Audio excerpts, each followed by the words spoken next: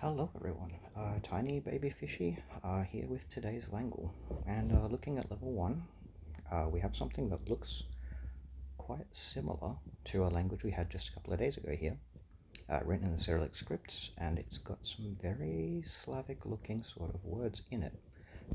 This v as an and, drug, which if you remember a meme from a few years ago, I learned from that meme it means friend.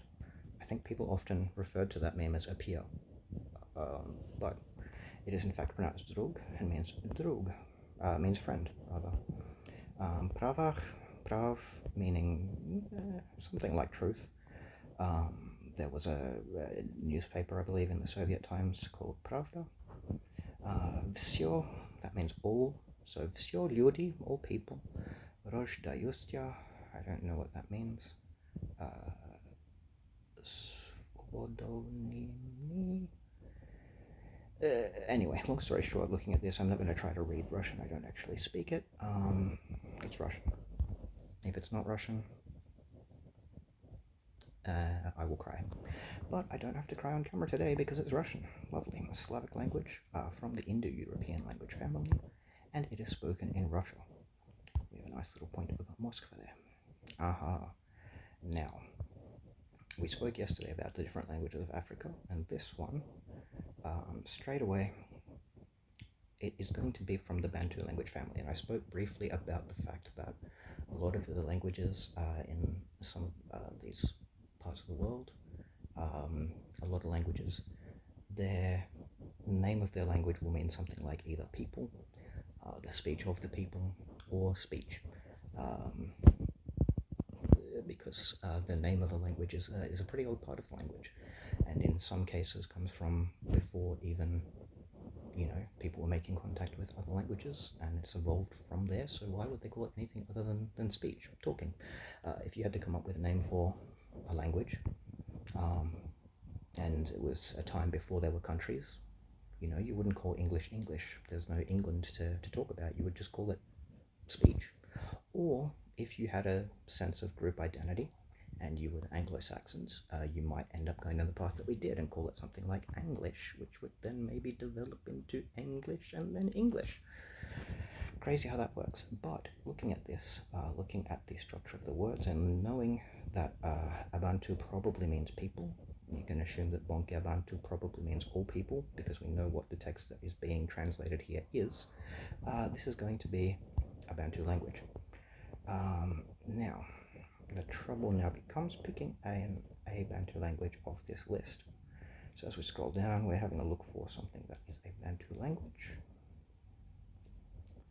And it is somewhat more limited because this is level 2, so they don't give us all the options. And so it could well be Zulu. But it could also be Swahili. I don't think it's Somali. Let's give Zulu there.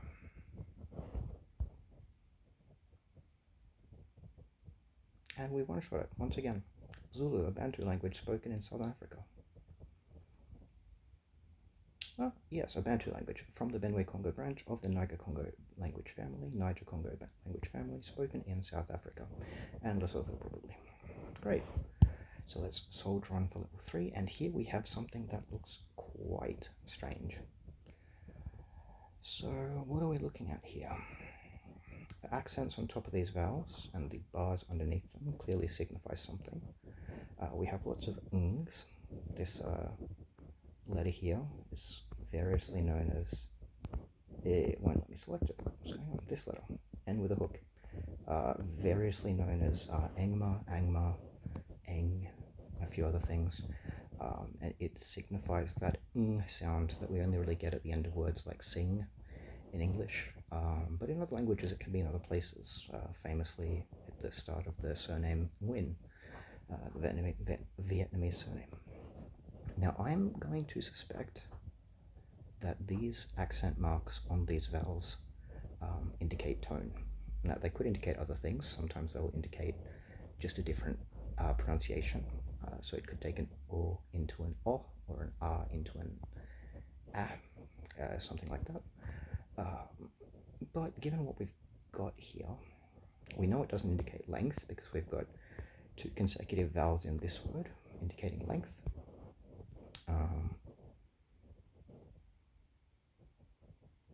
So that brings us down to like quality or tone. I'm going to guess it's tone.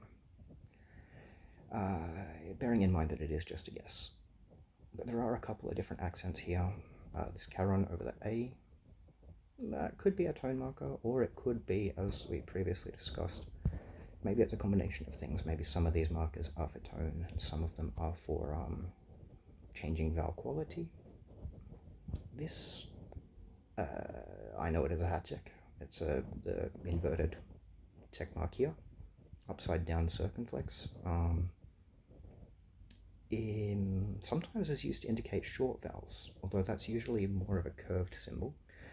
In classical languages like Latin and so forth, you'll see it. I don't recall if it's used to indicate a short vowel in Romanian, but it does exist in that language.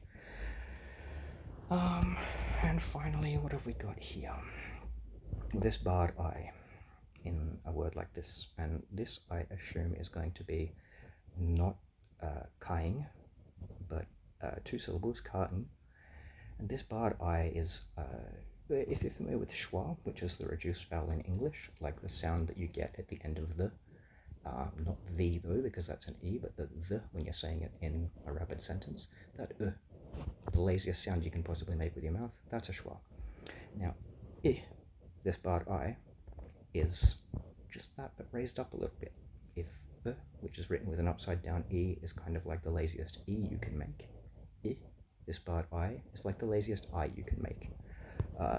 It's very centralized in the mouth, and it's not in all that many languages.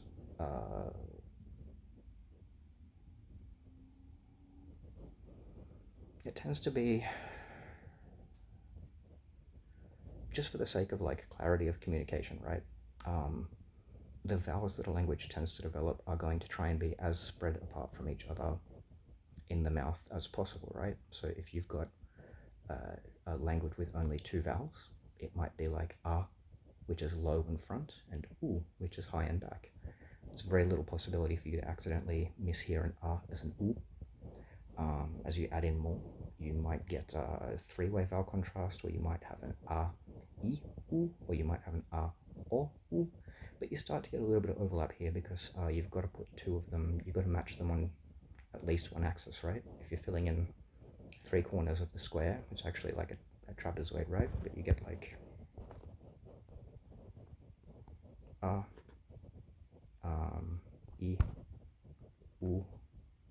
o. That's the rough shape of it.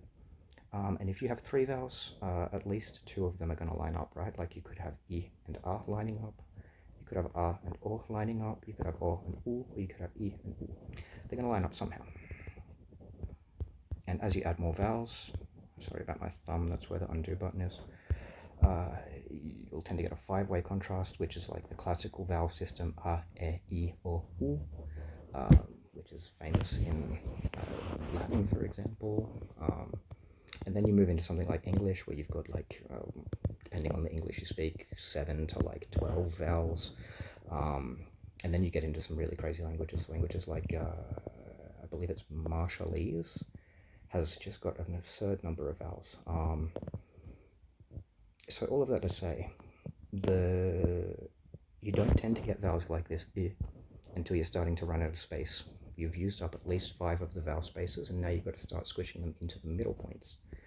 So let's actually change the color to red because the background is blue. Bring back our vowel trapezoid here. Easier to see now. You've got I up here.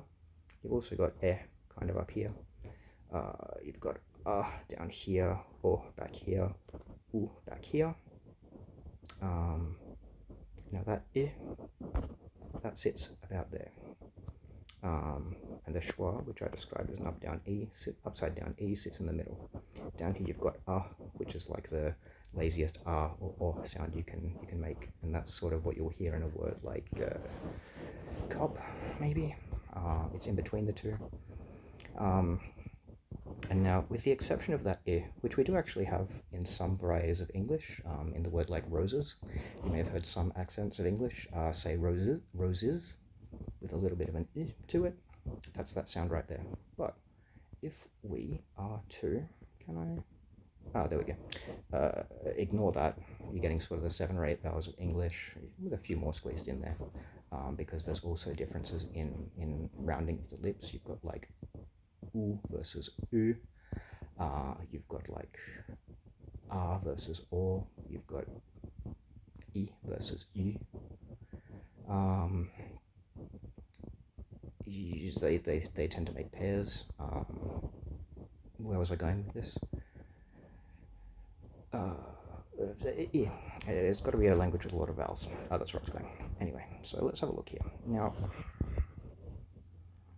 the languages that I know of that have that I in them are actually spoken in places like Papua New Guinea, Indonesia, Austronesian, like that stretch of the world going from like, well, Taiwan really, but like Philippines, Malaysia, Indonesia, and then out into the Pacific, and also Maori. Um, I don't know any of those to be tonal. That doesn't mean none of them are, but just none that I can think of off the top of my head here. So those two facts don't really mesh in a way that I can make a lot of sense of just based on what I know here. And so that leads me to think that it could well be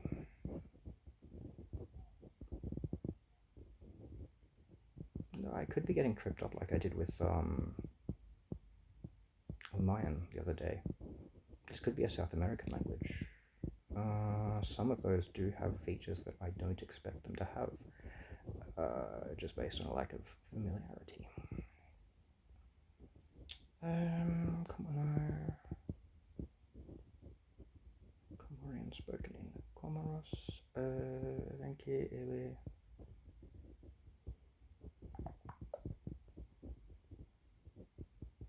Yila, Guarani. No, I don't believe it's any of those. I'm still somewhat inclined to go with the languages that I know a bit more about, which are the languages of the sort of Indo-Pacific chunk of the world there. But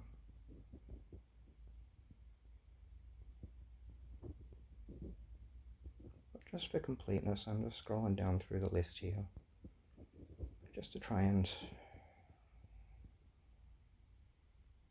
get a sense of what's here. Oh, I didn't really think about that.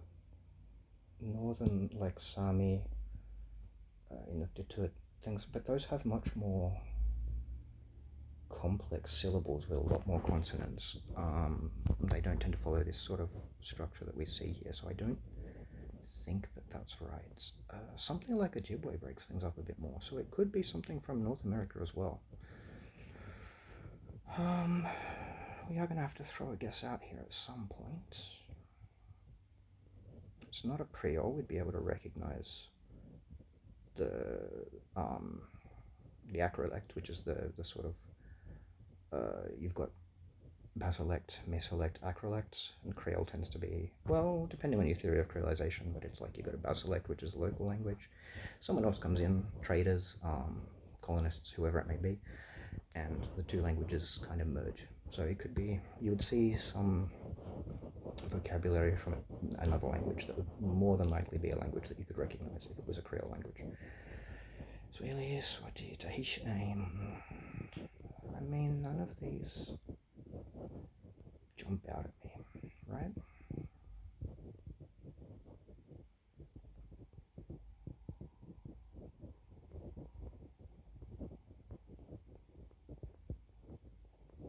I don't know much about Yappies. I'm actually going to throw Yappies in there just to get a sense of geography.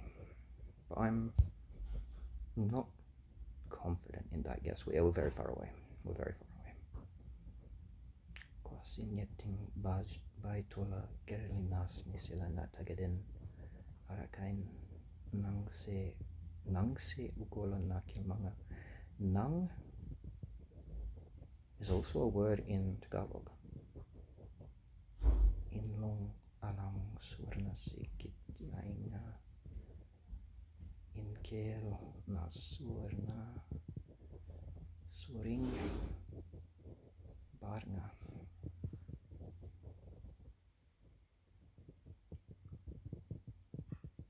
It doesn't feel a lot like any language I'm intimately familiar with.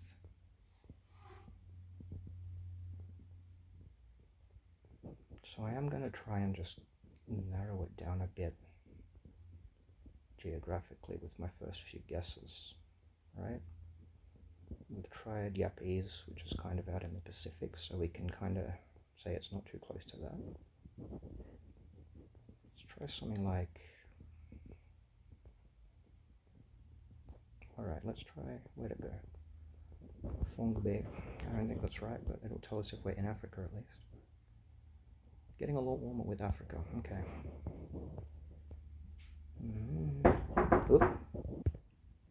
Alright, brief interruption there, but we are back and looking at, what was I guessing? That's right, we were in that sort of world, Fong Bay. Let's have a look here.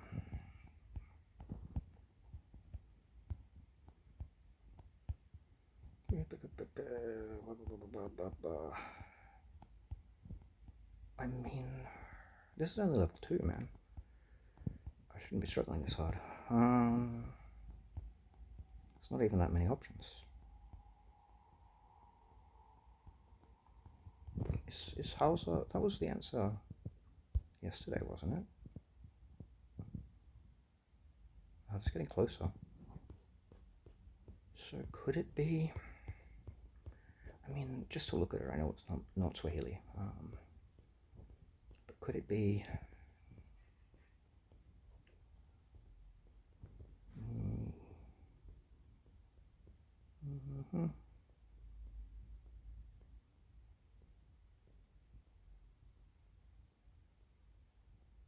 Could it be something like Tswana?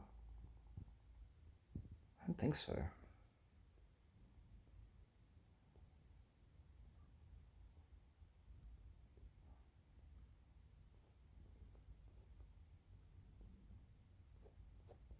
Let's try Tswana, I guess. I'm trying to think of languages that are close geographically to Hausa. Which is like... Yeah, it's not Tswana, because Hausa is Nigeria, I think.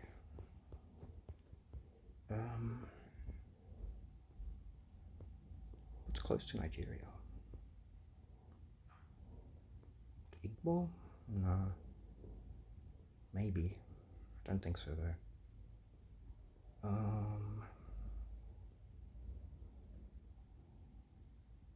Lingala? Maybe. Uganda?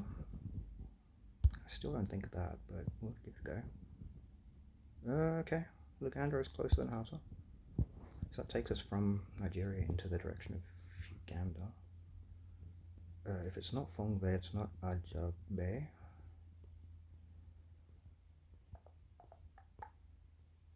Gee whiz.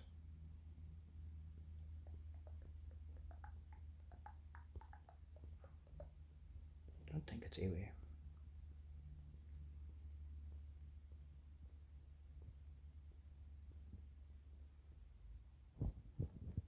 Should I try Igbo? I think that's my last guess. It's going to be wrong because Igbo's not in the right area. Yeah, so what is it? It's 4. Okay. And spoken in Sudan. So we were in the right part of the world. Can we make this map bigger to have a look? We can. We can see here Uganda, Sudan, Nigeria. And so if you draw a circle around it, those are about the same distance, just not the same direction. Okay. How can I now shrink this? I don't think I can. Let's press back. There we go. Was that level? Oh, that was level 3. Okay, well, that does it for this one. I hope you're having a good one, and I will see you in the Langle later.